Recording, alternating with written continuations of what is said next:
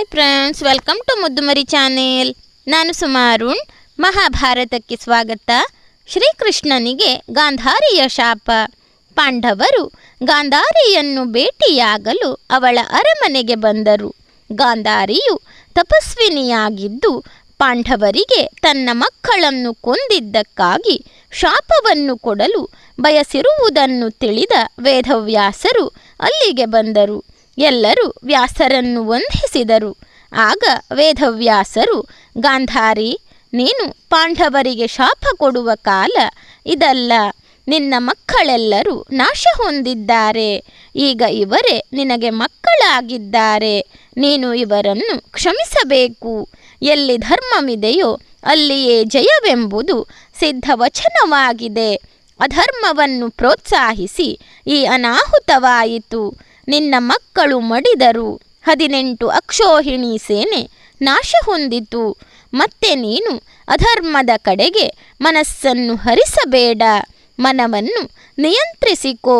ನಿನ್ನ ಮಕ್ಕಳೆಂದೇ ಪಾಂಡವರನ್ನು ನೋಡು ಎಂದು ವಿವೇಕದ ಮಾತುಗಳನ್ನಾಡಿದರು. ವೇದವ್ಯಾಸರನ್ನು ವಂದಿಸಿದ ಗಾಂಧಾರಿಯು, ಮಹರ್ಷಿಗಳೇ, ಪುತ್ರರ ಮರಣದಿಂದ ನನ್ನ ಮನಸ್ಸು ಚಂಚಲವಾಗಿತ್ತು. ಪುತ್ರ ಮೋಹದಿಂದ ಕ್ಷೋಭೆಗೊಂಡಿತ್ತು. ಕುಂತಿಯು ಅವರಿಗೆ ಹೇಗೆ ತಾಯಿಯೋ ನಾನು ತಾಯಿಯೇ ಆಗಿದ್ದೇನೆ. ಉಳಿದವರ ಬಗ್ಗೆ ನನಗೆ ಕೋಪವಿಲ್ಲ. ಆದರೆ ಭೀಮನು ದುಶ್ಯಾಸನನ ರಕ್ತವನ್ನು ಕುಡಿದನು ಎಂದು ಕೇಳಿದ್ದೇನೆ.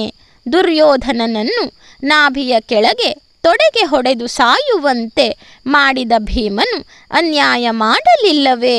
ಶೂರರನ್ನು ಯಾರೂ ಮರೆಯುವುದಿಲ್ಲ. ನನಗೆ ಭೀಮನ ಮೇಲೆ ಬಹಳ ಕೋಪ ಬಂದಿದೆ ಎಂದು ಗಾಂಧಾರಿ ಹೇಳಿದಾಗ ಭೀಮಸೇನನು, ದೊಡ್ಡಮ್ಮ, ನಾನು ರಕ್ತವನ್ನು ಕುಡಿದಿದ್ದೇನೆ ಎಂದು ಎಲ್ಲರೂ ನಂಬಿದ್ದಾರೆ. ಆದರೆ ರಕ್ತವು ತುಟಿ ಹಲ್ಲುಗಳಿಗಿಂತ ಮುಂದೆ ಹೋಗಲಿಲ್ಲ. ದ್ರೌಪದಿಯನ್ನು ಸಭಾ ಮಧ್ಯದಲ್ಲಿ ಎಳೆತಂದು ನಿಲ್ಲಿಸಿ ಸೀರೆ ಸೆಳೆದಾಗ ನಿನಗೇನು ಅನ್ನಿಸಲಿಲ್ಲವೇ? ನನಗೆ ಅಂದು ಬಹಳ ಕೋಪ ಬಂತು. ಪ್ರತಿಜ್ಞೆ ಮಾಡಿದೆ. ಪ್ರತಿಜ್ಞೆ ಮಾಡಿ ಈಡೇರಿಸುವುದು ಕ್ಷತ್ರಿಯರ ಕರ್ತವ್ಯವಲ್ಲವೇ? ಪ್ರತಿಜ್ಞಾಭಂಗವಾದರೆ ಕ್ಷತ್ರಿಯ ಧರ್ಮಕ್ಕೆ ಅಪಚಾರವಾಗುವುದಿಲ್ಲವೇ? ದುಶ್ಯಾಸನನ ಸಾವಿಗೆ ಅವನು ದ್ರೌಪದಿಯನ್ನು ಅವಮಾನಿಸಿದ್ದೇ ಕಾರಣವಾಯಿತು.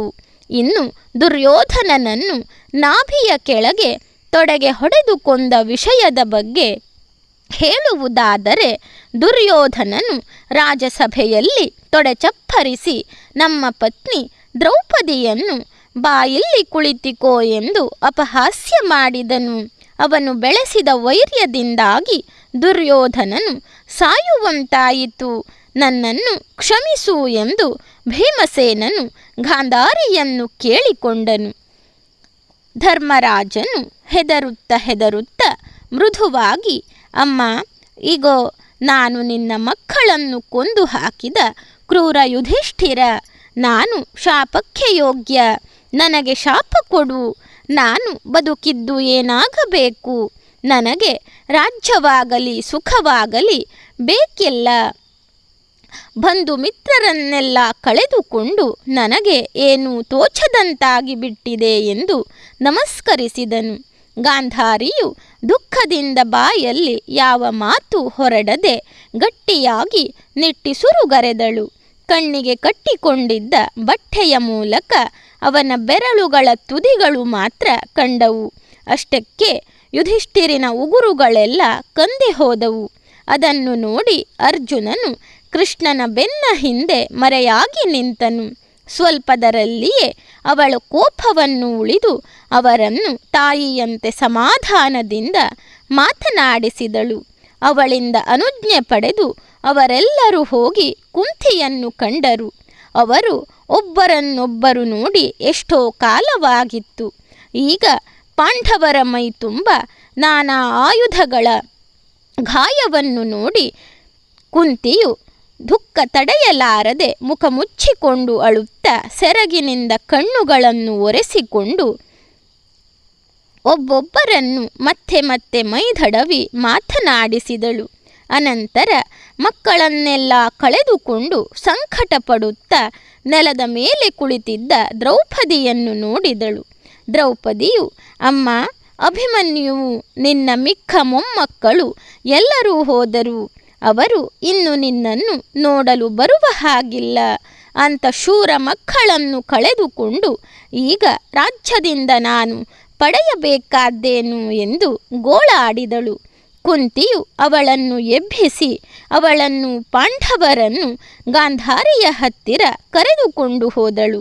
ಗಾಂಧಾರಿಯು ದ್ರೌಪದಿಯನ್ನು ಉದ್ದೇಶಿಸಿ, ಅಳಬೇಡ ತಾಯಿ, ನನ್ನನ್ನು ನೋಡಿ ನೀನು ಸಮಾಧಾನ ಮಾಡಿಕೋ. ಇದು ಲೋಕಕ್ಷಯದ ಕಾಲ. ಆದ್ದರಿಂದ ಅವಶ್ಯವಾಗಿ ನಡೆಯಲೇಬೇಕಾದ್ದು ನಡೆಯಿತು. ಅದು ನಮ್ಮ ಅಧೀನವಲ್ಲ.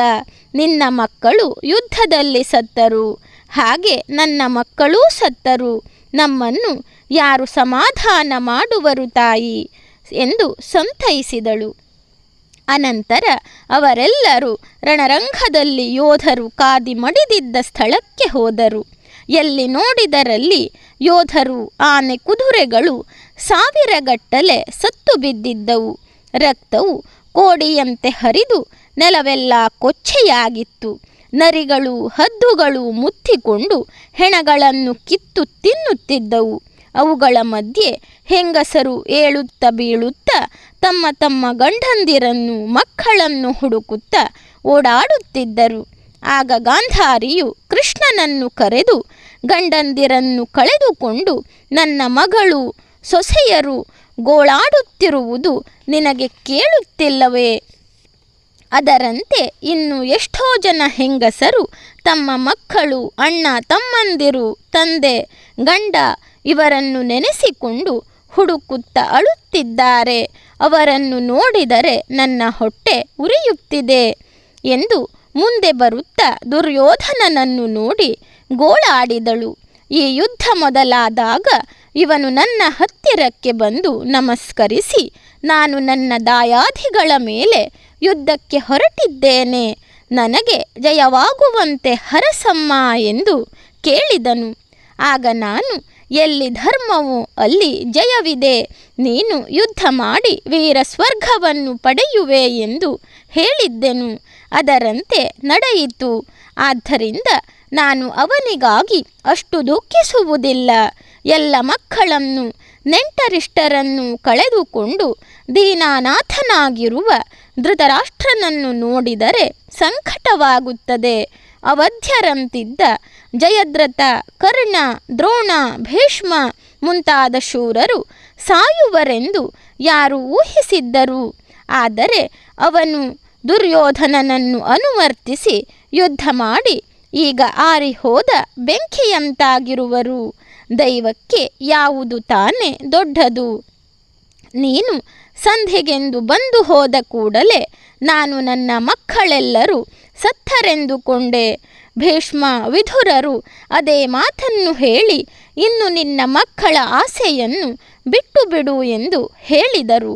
ಅವರು ಹೇಳಿದ್ದು ಸುಳ್ಳಾಗುವುದೇ?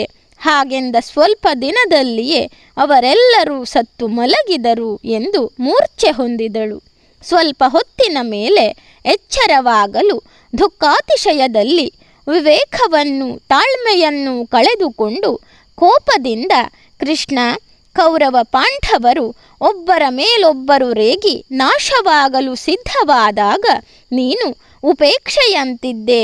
ನಿನಗೆ ಬೇಕಾದಷ್ಟು ಶಕ್ತಿ, ಸಾಮರ್ಥ್ಯ, ಬಲಗಳಿದ್ದುದರಿಂದ ನೀನು ಮನಸ್ಸು ಮಾಡಿದ್ದರೆ ಈ ಸರ್ವನಾಶವನ್ನು ತಪ್ಪಿಸಬಹುದಿತ್ತು.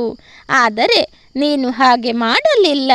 ಆದ್ದರಿಂದ ನೀನು ಹೀಗೆ ನಿನ್ನ ದಾಯಾದಿಗಳ ನಾಶಕ್ಕೂ ಕಾರಣನಾಗಿ ಇಂದಿಗೆ 36ನೇ ವರ್ಷದಲ್ಲಿ ನೆಂಟರು, ಇಷ್ಟರು, ಮಕ್ಕಳು, ಮಂತ್ರಿಗಳು, ಮಿತ್ರರು ಎಲ್ಲರನ್ನೂ ಕಳೆದುಕೊಂಡು ಅನಾಥನಂತೆ ಅಜ್ಞಾತವಾಗಿ ಕಾಡಿನಲ್ಲಿ ಅಲೆಯುತ್ತಾ ಕುತ್ಸಿತ ರೀತಿಯಲ್ಲಿ ಸಾವನ್ನು ಪಡೆ. ಆಗ ನಿನ್ನ ಕಡೆಯ ಹೆಂಗಸರು, ಬಂಧು ಬಾಂಧವರನ್ನೆಲ್ಲ ಕಳೆದುಕೊಂಡು ಈಗ ಭರತ ಕುಲದ ಈ ಹೆಂಗಸರು ಗೋಳಾಡುತ್ತಿರುವಂತೆ ಗೋಳಾಡಲಿ ಎಂದಳು. ಈ ಘೋರವಾದ ವಾಕ್ಯವನ್ನು ಕೇಳಿ ಕೃಷ್ಣನು ನಗುತ್ತಾ, ಅಮ್ಮ, ಕ್ಷತ್ರಿಯೇ, ಮಕ್ಕಳನ್ನು ಕಳೆದುಕೊಂಡವರಿಗೆ ಎಷ್ಟು ದುಃಖವಾಗುವುದು ಎಂಬುದನ್ನು ನಾನು ಬಲ್ಲೆನು. ಆದ್ದರಿಂದ ನಿನ್ನ ಮಾತಿಗೆ ಎದುರಾಡಲಾರೆ. ಪ್ರತಿಯೊಬ್ಬ ಮಾನವನ ಜೀವನಕ್ಕೂ ಒಂದು ನಿರ್ದಿಷ್ಟ ಉದ್ದೇಶವಿದೆ. ಆ ಉದ್ದೇಶ ಈಡೇರಿದ ನಂತರ ಆ ವ್ಯಕ್ತಿಯು ಇರಬೇಕಿಲ್ಲ. ದುಷ್ಟ ಶಿಕ್ಷಕ ಶಿಷ್ಟರಕ್ಷಕನಾಗಿಯೇ ಅವತಾರವೆತ್ತಿ ಬಂದೆ. ಕಂಸ, ಚಾಣೂರ, ಮುಷ್ಟಿಕ, ದೇವಕಾಸುರ, ಅಘಸುರ, ದಂತವಕ್ರ, ಶಿಶುಪಾಲ ಮುಂತಾದವರನ್ನು ಸಂಹಾರ ಮಾಡಿದೆ. ಭೂಭಾರಹರಣವೇ ನನ್ನ ಜೀವನದ ಉದ್ದೇಶವಾಗಿದೆ. ಪಾಂಡವರು ಕೌರವರೊಂದಿಗೆ ಯುದ್ಧ ಮಾಡುವುದಕ್ಕೆ ದುರ್ಯೋಧನನ ಹಠವೇ ಕಾರಣವಾಯಿತು. ದೈವ ನಿಯಮದಂತೆ ಯಾದವರು ತಮ್ಮ ತಮ್ಮಲ್ಲಿಯೇ ಹೊಡೆದಾಡಿ ನಾಶವಾಗುತ್ತಾರೆ. ಅವರು ನನ್ನಿಂದಲೇ ಸಾಯಬೇಕು, ಮತ್ತಾರೂ ಅವರನ್ನು ಕೊಲ್ಲಲಾರರು. ನಾನು ಯದುಕುಲದ ಪರವಾಗಿ ನಿನ್ನ ಶಾಪವನ್ನು ಸ್ವೀಕರಿಸುತ್ತೇನೆ. ಅದಿರಲಿ, ದುಃಖವನ್ನು ಬಿಟ್ಟು ಮುಂದಿನ ಕಾರ್ಯವನ್ನು ನೋಡು ಎಂದು ಶ್ರೀಕೃಷ್ಣನು ಗಾಂಧಾರಿಯನ್ನು ಸಮಾಧಾನಪಡಿಸಿದನು. ಧನ್ಯವಾದಗಳು ಸ್ನೇಹಿತರೆ. ನನ್ನ ವಿಡಿಯೋಗಳೆಲ್ಲ ನಿಮಗೆ ಇಷ್ಟವಾಗ್ತಾ ಇದ್ದರೆ ನನ್ನ ಮುದ್ದುಮರಿ ಚಾನಲನ್ನು ಸಬ್ಸ್ಕ್ರೈಬ್ ಮಾಡದೆ ನೋಡ್ತಾ ಇರುವವರು ದಯವಿಟ್ಟು ಸಬ್ಸ್ಕ್ರೈಬ್ ಮಾಡಿ, ಆಲ್ ಅಂತ ಸೆಲೆಕ್ಟ್ ಮಾಡ್ಕೊಳ್ಳಿ, ಶೇರ್ ಮಾಡಿ, ಲೈಕ್ ಮಾಡಿ, ಕಮೆಂಟ್ ಮಾಡಿ.